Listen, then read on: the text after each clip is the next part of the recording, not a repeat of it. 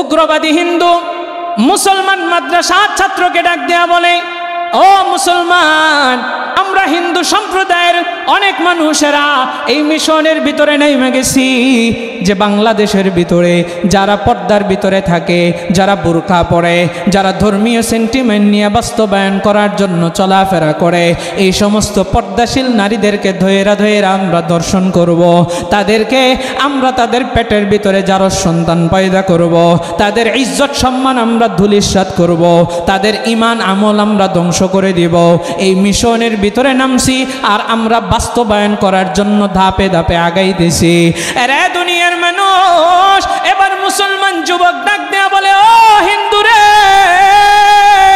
কেমনে তুই আমাদের মুসলমান নারীদেরকে রেপ করতেছিস, কেমনে তাদেরকে ধর্ষণ করতেছিস, তুই যে মুসলমান নারীকেই ধ্বংস করতেছিস, এটার প্রমাণ কি আমার একটু জানায়া দে। ও দুনিয়ার মানুষ, এবার হিন্দু যুবক বলে, আমি তো দেখেছি তাদের শরীরের ভিতর বুরখা আছে, তারা পর্দার ভিতরে থাকে, এদেরকে ধৈরা ধৈরা আমরা প্রেমের ফাঁদের ভিতরে ফালাইতেছি আর তাদেরকে আমরা ধর্ষণ করতেছি, তাদের ইজ্জত সম্মান আমরা নষ্ট করতেছি। এবার হিন্দু যুবককে মুসলমান মাদ্রাসার ছাত্র ডাক দিয়া বলে, ও হিন্দু যুবক শুনিয়া ল, আমি কিভাবে বুঝবো তোরা যে অরিজিনালি মুমিনা নারীদেরকে নষ্ট করতেছিস? কারণ হলো আমাদের বাংলাদেশের ভিতরে তুসলিমা নাসরিন মার্কা নারীরাও পর্দা করে, আবার ডক্টর আফিয়া সিদ্দিকার মতো নারীরাও পর্দা করে। কথা কোন ঠিক না? এরে জয়দেবপুরের মুসলমান হিন্দু যুবক এই কথাটা শুনিয়া দ্বিধা দ্বন্দ্বের ভিতরে পইরা গেছে। আর মুসলমান মাদ্রাসার ছাত্রকে ডাক দেয়া বলে, ও মুসলমান, আমাকে একটু বুঝায়া বলো এটা কি বললা? এবার মাদ্রাসার ছাত্র ডাক দেয়া বলে, এদিকে আসো। ও দুনিয়ার মানুষ, তার সামনে ওই হিন্দু যুবকের সামনে মুসলিম শরীফের একটা হাদিস খুইলা দিছে। এবার হিন্দুকে বলে, তুমি এই হাদিসটা পড়ো। ও দুনিয়ার মানুষ, হাদিসের হেডলাইনই হচ্ছে, হিন্দু যুবক পড়া শুরু করেছে, হযরতে উম্মে সুলাইম রাদিয়াল্লাহু, মানে একজন মহিলা সাহাবীর নাম। ও দুনিয়ার মানুষ, এই উম্মে সুলাইম রাদিয়াল্লাহু আনহা কে জানেননি? তিনি হচ্ছেন হযরতে আবু তালহা রাদিয়াল্লাহু আনহুর স্ত্রী।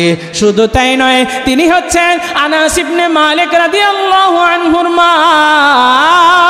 উম্মে সুলাইম, তার স্বামী মালিক যখন মারা গিয়েছে, উম্মে সুলাইম তখন ইসলাম ধর্ম গ্রহণ করেছে।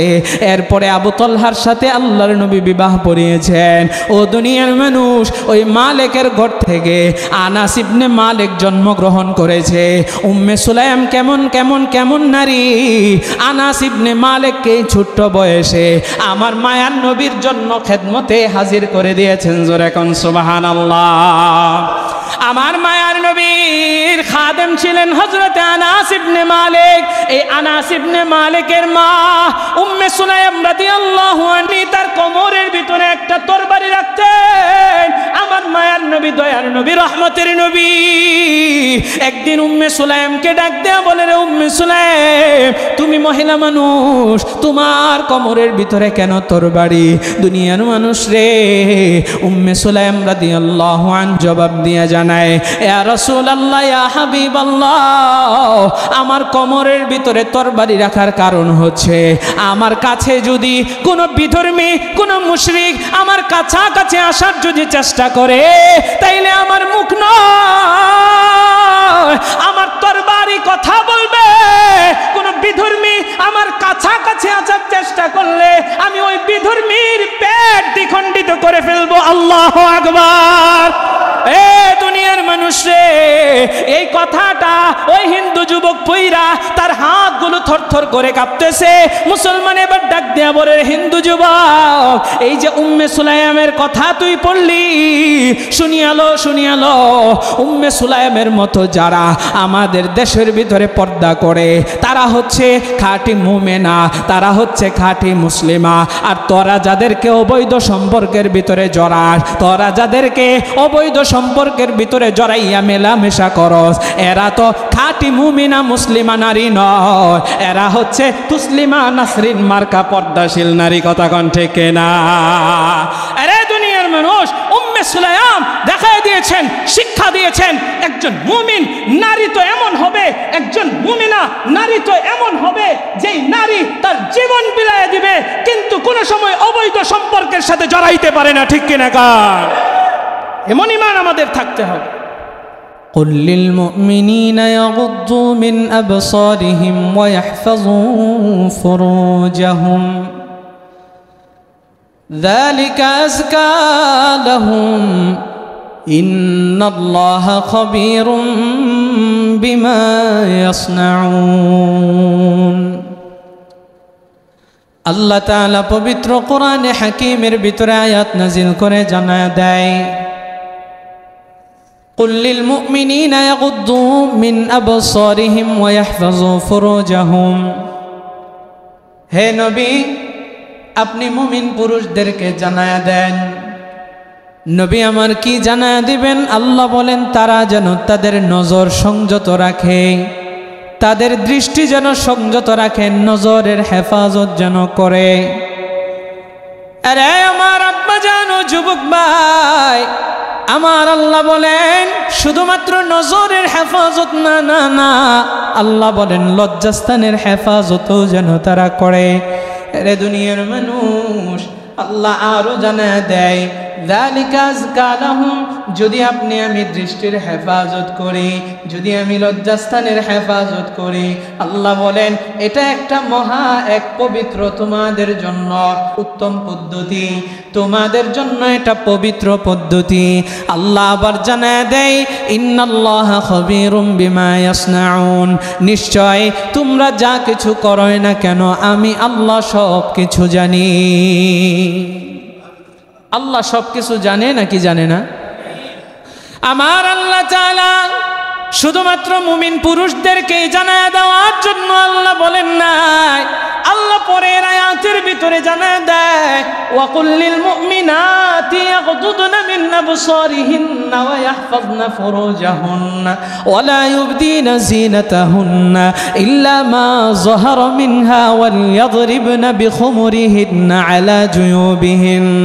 আল্লাহ তাআলা এবার নবীকে জানায়, হে নবী আপনি মুমিনা নারীদেরকে জানায় দেন তারাও যেন তাদের দৃষ্টির হেফাজত যেন তারা করে এবং লজ্জাস্থানের হেফাজত করে। আল্লাহ তাআলা আরেকটা শব্দ তাদের জন্য বাড়ায় দিলেন, আমার আল্লাহ বলেন তারা যেন তাদের সৌন্দর্যকে প্রকাশ না করে, যতটুকু বের হওয়া যায় ততটুকুই যেন বের করে। ও দুনিয়ার মানুষ, মানে কি? তারা যেন তাদেরকে মানুষের সামনে, বেগানা পুরুষের সামনে নিজেদের সৌন্দর্য প্রকাশ না করে, ঘরের ভিতরে যেইভাবে থাকা দরকার তারা যেন ততটুকুই বের করে থাকে।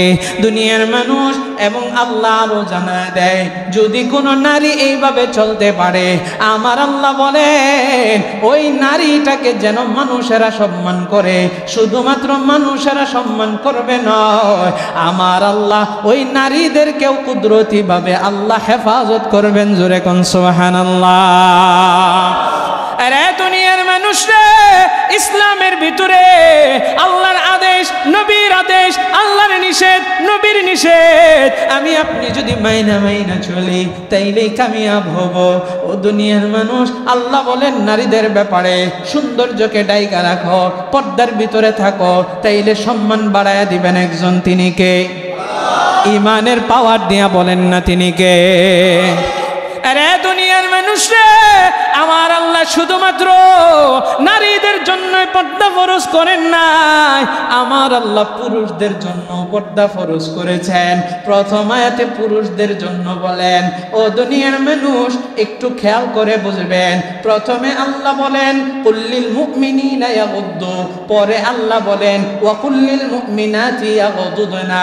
প্রথম পুরুষদেরকে আল্লাহ তাআলা সাবধান করলেন, এরপরে নারীদেরকে আল্লাহ সাবধান করলেন। তাইলে শুধুমাত্র পর্দা নারীদের জন্যই ফরজ এমনটা নয়, পুরুষের জন্য পর্দা করা ফরজ।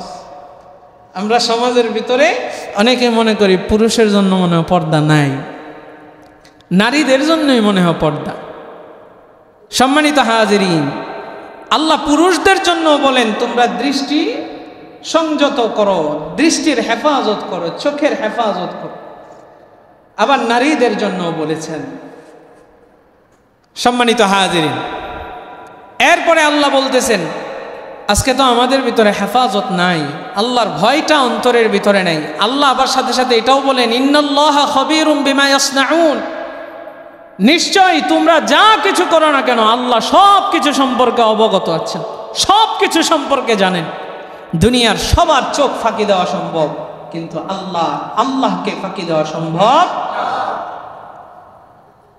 হযরতে মূসা কালিমুল্লাহ তিনি যখন তুর পাহাড়ের কাছে গেলেন, আল্লাহর পক্ষ থেকে মূসা নবীকে যখন নবুয়তি দেওয়া হলো, মূসা নবী নবুয়ত পাইয়া যখন ফিরে আসতেছে, দুনিয়ার মানুষ লম্বা ঘটনা, আমি ওদিকে যাচ্ছি না, একটা বিষয় বোঝাইতে চাই। নবী মূসার জমিনে একটা পাথর দেখতে পেলেন। মূসা নবীকে আল্লাহ আদেশ করলেন, রে মূসা তোমার হাতের ভিতরে যে লাঠিটা আছে এই লাঠি দিয়া পাথরের উপরে আঘাত করো। মূসা নবী আল্লাহর পক্ষ থেকে আদেশ পাইয়া পাথরের উপরে আঘাত করলেন। আঘাত করতে দেরি হয়, পাথরটা ফাইটা ভিতর থেকে দেখে আরেকটা পাথর বেরিয়ে আসছে। জোরে কোন সুবহানাল্লাহ।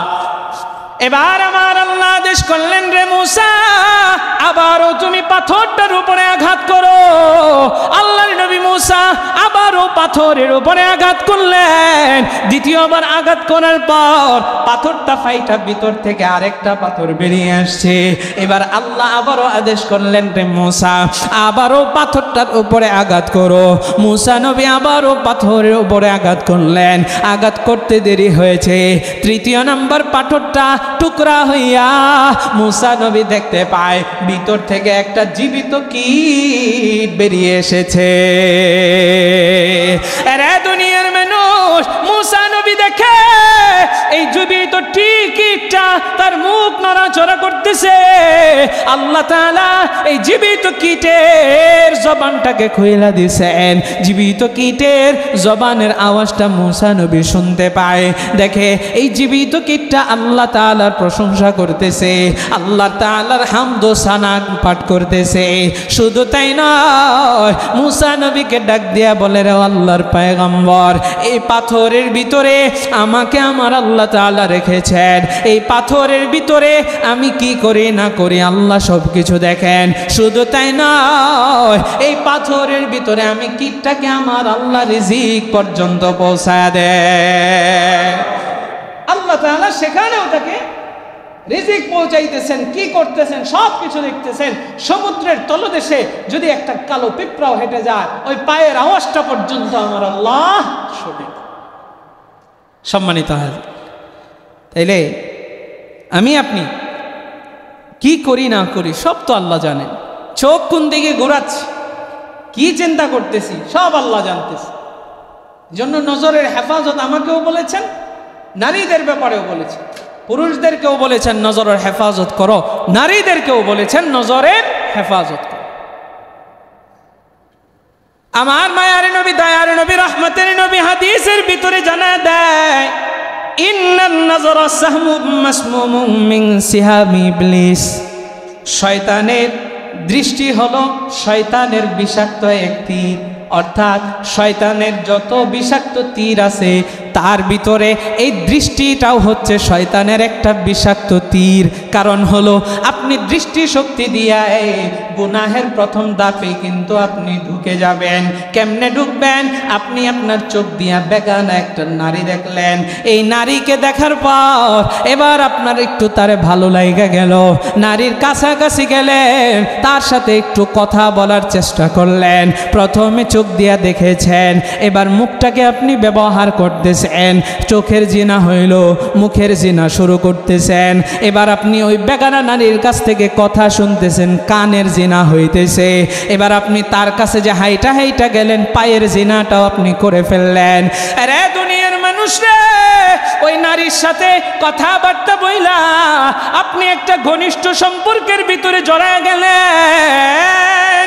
এবার আপনার কি কাজ? এবার নারীকে আপনি কুপ্রস্তাব দিয়ে দিলেন। তাইলে শয়তানের যত বিষাক্ত তীর আছে তার ভিতরে দৃষ্টি হলো একটা, দৃষ্টি দিয়ে শুরু করলো। এবার আপনি শেষ করবেন ওই বেগানা নারীর সাথে জিনা কইরা আপনার ঈমান আমল বরবাদ করে দিবেন। ও দুনিয়ার মানুষ, তাইলে একটু জবাব দিয়া জানায় দিবেন চোখের হেফাজতের দরকার আছে না নাই? শয়তান আপনাকে শুরু করাইছে ইন্নান নজরা, এই নজর থেকে। শয়তানের এক, ইবলিসের এক বিষাক্ত তীর হচ্ছে এই নজর, এই দৃষ্টি। এটা দিয়ে আপনাকে শুরু করা। এটা পুরুষ নারী উভয়কেই, জুয়ান আর বুড়া নাই, সবাইকে। জোয়ান আর বুড়া নাই, সবাইকে। বলে হুজুর এটা কি কইলেন? বুড়া মানুষ বুড়া হয়ে গেলেও নিজেরে কি বুড়া মনে করে? হ্যাঁ, মন তো বুড়া হয় না। দেখবেন অনেক বুড়ারা কি করে, এই হাঁটতে পারে না। আমাদের এলাকায় একটা আছে, আল্লাহ, আমাদের এলাকায় গার্মেন্টস আছে, বিশাল বড় বড় গার্মেন্টস। তা এক গার্মেন্টসের সামনেই তার বাসা।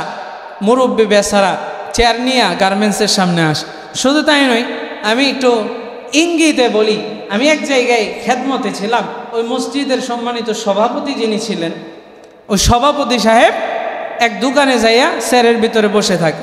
দোকানদার হচ্ছে মুরগির দোকানদার। আমার কাছে আসছে বিচার নিয়ে বলতে আমাকে আর কি বলতেছে যে হুজুর একটু এই বিষয় নিয়ে আলোচনা করলে মানুষের ভিতরে যদি একটু হেদায়েত ঢুকে। আমি জিজ্ঞাসা করলাম কি বিষয়? হুজুর সভাপতি সাহেব তো আমার দোকানে যায় যে বয়, কাস্টমার তো আসেন কেন? হুজুর গার্মেন্টসটা যখন ছুটি হয় তখনই সভাপতি সাহেব আমার দোকানে যায় বয়, আর মহিলারা যা আসে এমনভাবে তাকায়া থাকে, মহিলা করে শুধু শুধু ডাকে, তাদের সময় নষ্ট করে, তাদের সাথে খারাপভাবে কথা বলার চেষ্টা করে। হুজুর এরকম করলে কি কাস্টমার আমার দোকানে আসবে?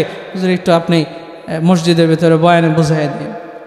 তাই চিন্তা করেন, এই সমস্ত মুরব্বী আমাদের সমাজে আছে না নাই? গার্মেন্টস যখন ছুটি হইব তখন তার ঘরের ভিতরে আর বসে থাকতে ভাল লাগে না, বারিন্দাতে খারায়। হ্যাঁ, কথাও বলতে পারে না, লড়তে পারে না, চড়তে পারে না, বারিন্দায় চোখ বড় বড় করে তাকায় দেয় চোখ। আর যুবকদের কথা কি বলবো, তো বাদই দিলাম। সম্মানিত হাজিরিন, চোখের হেফাজত আমাদের করা লাগবে। হযরতে আলী কাররামাল্লাহু ওয়াজহাকে বলতেছে, একটা মাসলা জানায় দেই আপনাদেরকে। কারণ রাস্তাঘাটে চলাফেরা করার ক্ষেত্রে আমাদের অনেক সময় চোখ এদিক সেদিক পড়ে যায়। সেই ক্ষেত্রে আপনি কি করবেন? নবীজি সাল্লাল্লাহু আলাইহি ওয়াসাল্লাম বলেন, ইআলাম ইয়া আলী লা তুতবি'ন নাজরা ইন্না লাকাল উলা ওয়া লাইসাত লাকাল আখিরা। ওয়া আলী, তোমার প্রথম দৃষ্টিটা এটা ক্ষমাযোগ্য, কিন্তু দ্বিতীয় দৃষ্টিটা ওটা ক্ষমাযোগ্য নয়। এটা আলী রাদিয়াল্লাহু আনহুকে হাদিসটা বলে উম্মতকে জানাই দিলেন, সাহাবীদেরকেও জানাইলেন, উম্মতকেও জানাইলেন। বলে প্রথম নজরটা তোমার কি? ক্ষমাযোগ্য। অর্থাৎ আপনি অনেক সচেতন হয়ে চলেন, এরপরে আপনার চোখটা হঠাৎ করে একটা নারীর দিকে পড়ে গেল, সাথে সাথে দৃষ্টি সরায় নিতে হবে। প্রথমটা ক্ষমাযোগ্য, কিন্তু দ্বিতীয়বার যদি আবার তাকান তাহলে সেটা ক্ষমাযোগ্য নয়, মানে ওটু ক্ষমা হবে না, তওবার মাধ্যমে ক্ষমা করতে হবে। কিন্তু যদি এই হাদিস অনেকে শোনার পরে, আমি নিজের কানে শুনেছি, এরকম লোক আছে, হুজুর প্রথমবার তাকানো তো জায়েজ আছে। প্রথমবার তাকানো কি আছে? জায়েজ আছে। কেমনে? ওই যে ক্ষমাযোগ্য। আরে ওটা তো হইলো আপনার নিজে সতর্ক আছেন, অসতর্কবশত চোখটা পড়ে গেছে, সেই জন্য ক্ষমাযোগ্য। কিন্তু আপনি প্রথমবার এটাকে জায়েজ করে নেন না। প্রথমবারও যদি আপনি নিজের ইচ্ছাই তাকে দেখার জন্য তাকান, তাহলে সেটাও কি হবে? ক্ষমার অযোগ্য হবে, তাকানো জায়েজ না। সুযোগ সন্ধানী আমাদের অনেকেই আছে। আবার অনেকে এভাবেও বলে, প্রথমবার যেহেতু অসতর্কবশত যদি পড়েও যাই, যেহেতু ক্ষমার যোগ্য, তাহলে আমি একটু ভালো মতোই দেখানি, প্রথমবারে একটু ভালো মতো দেখানি না। সম্মানিত হাজিরিন, তাহলে আমাদের প্রত্যেকেই নিজেকে হেফাজত করা দরকার। পুরুষরা যেরকম পর্দা করবে, নারীদেরও পর্দা করতে হবে। সম্মানিত মা বোনেরা অনেকে মনে করেন যেটা মনে হয় তাদের জন্য অনেক আযাবের বিষয়, কঠিন বিষয় না। আপনি যদি আপনার নিজেকে পর্দার ভিতরে রাখেন, তাইলে আপনাকে হেফাজতের জিম্মা নিবেন কে? আল্লাহ। আমার আল্লাহ কোরআনে হাকিমের ভিতরে শুধুমাত্র আল্লাহ তাআলা নবী রাসূলদের, আমার মায়ার নবীর স্ত্রীগণ যে রয়েছেন, মায়ার নবীর কন্যারা যে রয়েছিলেন, ওনাদেরকে শুধু আল্লাহ পর্দার বিধান দেয় নাই, প্রত্যেকটা মুমিন নারীদেরকে আল্লাহ তাআলা আদেশ দিয়েছে।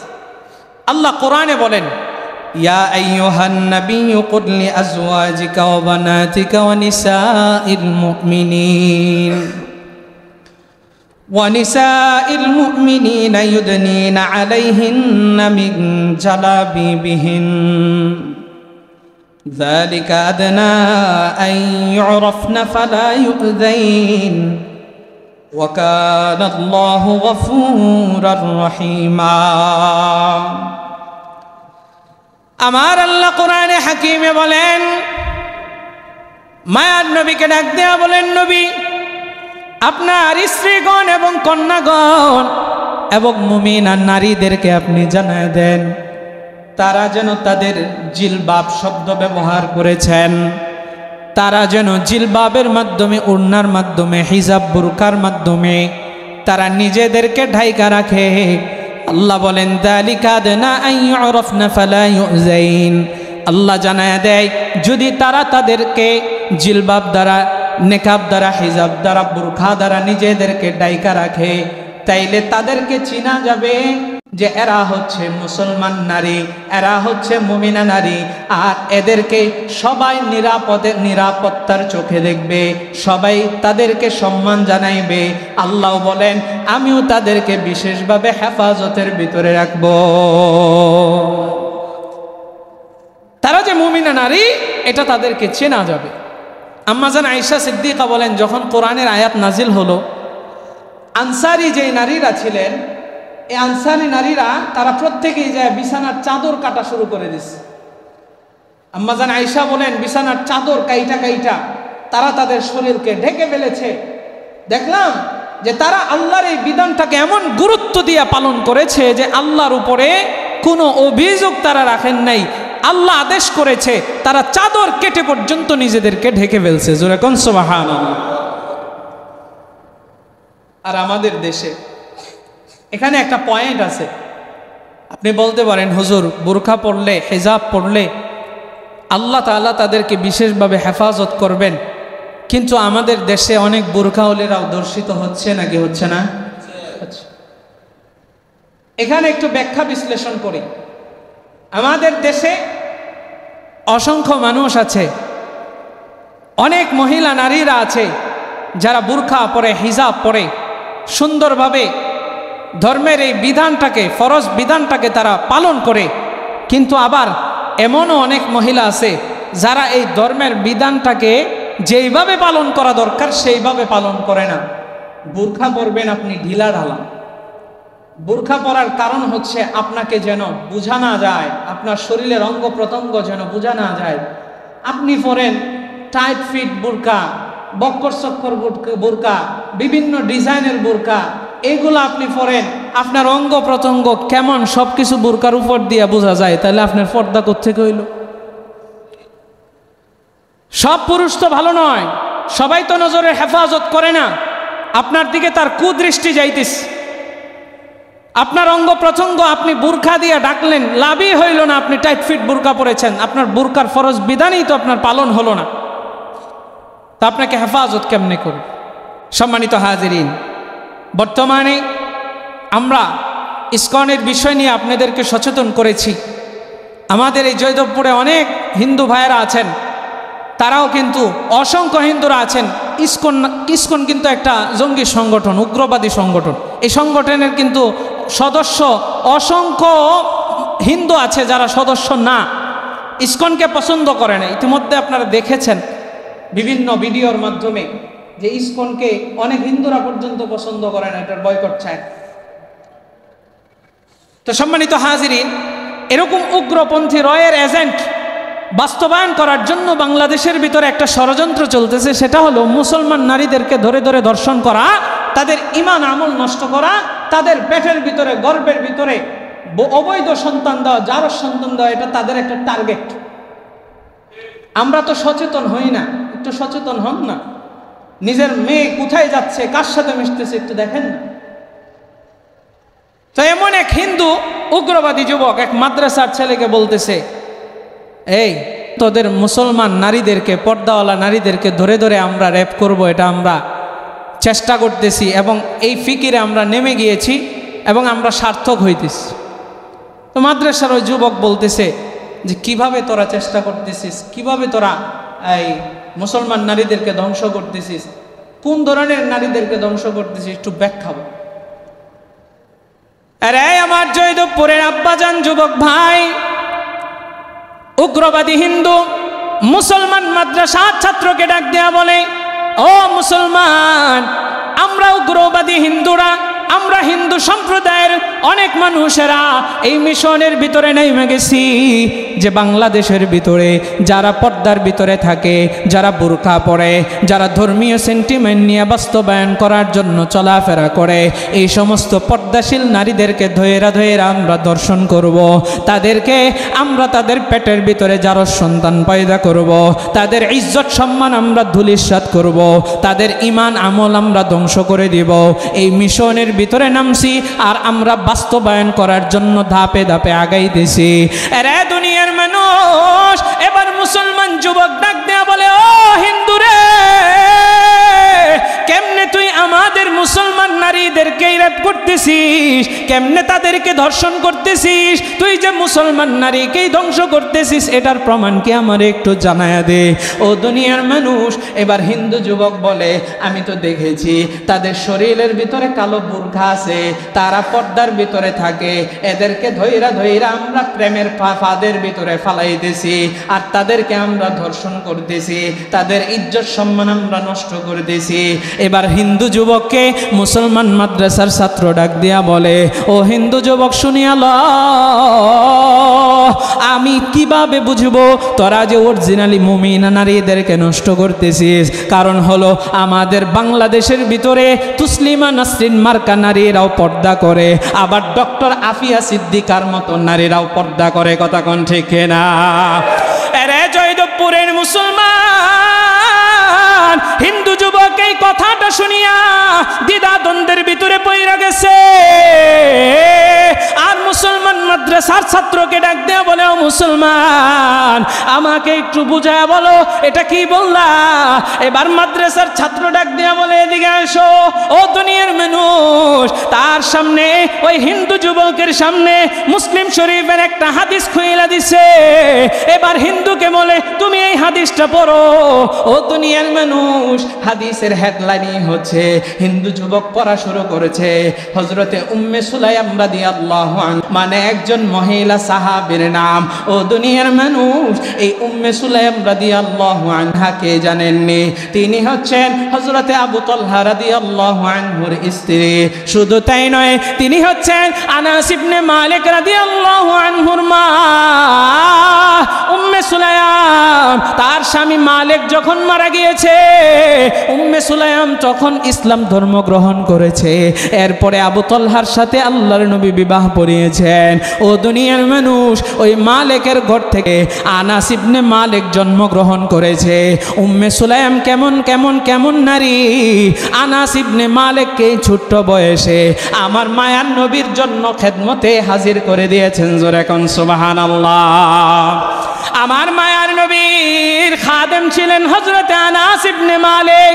এই আনাস ইবনে মালিকের মা উম্মে সুলাইম রাদিয়াল্লাহু আনহা, তিনি তার কোমরের ভিতরে একটা তরবারি রাখতেন।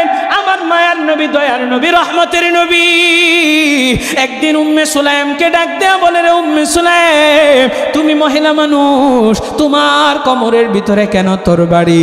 দুনিয়ার মানুষ রে, উম্মে সুলাইম রাদিয়াল্লাহু আনহা জবাব দিয়া জানায়, ইয়া রাসূলুল্লাহ, ইয়া হাবিবাল্লাহ, আমার কোমরের ভিতরে তরবারি রাখার কারণ হচ্ছে, আমার কাছে যদি কোনো বিধর্মী, কোনো মুশরিক আমার কাছাকাছি আসার যদি চেষ্টা করে, তাইলে আমার মুখ নয়, আমার তরবারি কথা বলবে।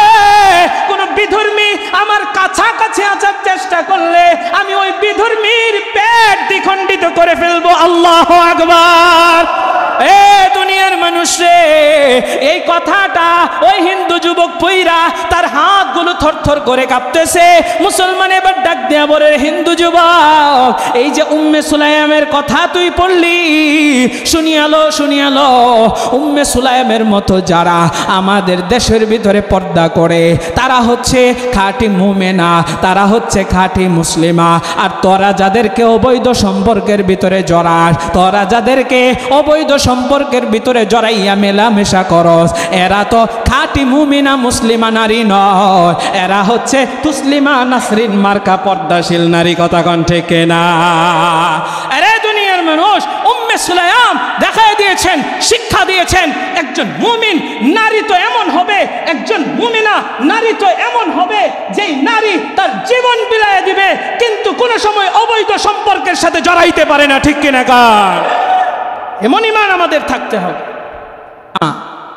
যেই নারী হিন্দু, আরে মুসলিমের সাথেও যদি আপনি প্রেম করেন, প্রেম করা কি জায়েজ? কথা কয় না। প্রেম করা কি জায়েজ? হারাম। মুসলমানের সাথে প্রেম করলেও হারাম, জায়েজ নেই। আপনি যাইতেছেন হিন্দু বিধর্মীর সাথে, আরে এটা তো মুমিনা নারী হতেই পারে। এবার মুসলমান যুবক বলে, তুমি যাদেরকে খাও ওরা হচ্ছে তসলিমা নাসরিন মার্কা মুমিনা নারী, ওরকম হবে, তাদের সামনে বলবি, তোদের সাথে কথা বলবে তো দূরের কথা, তোদের ইঞ্জিল বেলেট দিয়ে কাইটা দিব। কথা কোন ঠিক কিনা? সম্মানিত হাজিরি, তাহলে আমাদের উম্মে সুলাইম রাদিয়াল্লাহু আনহার মতো, আমাদেরকে ডক্টর আফিয়া সিদ্দিকার মতো, হাফেজা ডক্টর আফিয়া সিদ্দিকার মতো আমাদের মা বোনেরা যেন ইমানের বলে বলিয়ান হইয়া নিজের ইজ্জত আবরু হেফাজতের জন্য তারা যেন পর্দাকে মেনে নিয়া সুন্দরভাবে থাকতে পারে, সেই তৌফিক আল্লাহ দান করুক। জোরে কোন আমিন। নিজের ঘরের ভিতরে নিজের বিবিকে বুঝান, নিজের কন্যাকে বুঝান, বুঝা ধর্মীয় প্রত্যেকটা বিধিবিধান তাদেরকে একটু বুঝান। আমরা গার্জিয়ানরা আজকে সচেতন না। 2 দিন পরে পরে ভিডিওতে দেখি বিভিন্ন বিধর্মীদের ফাঁদে পড়তেছে মুসলিম নারীরা। কেন সতর্ক হচ্ছেন? কেন হচ্ছেন?